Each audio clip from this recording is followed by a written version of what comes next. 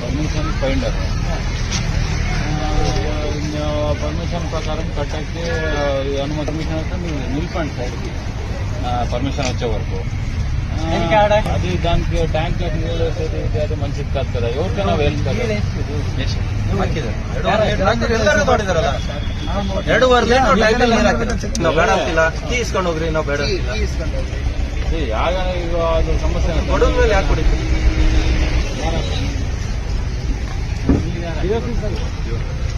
ಯಾಕೆ ಅದು ಅನವಶ್ಯಕ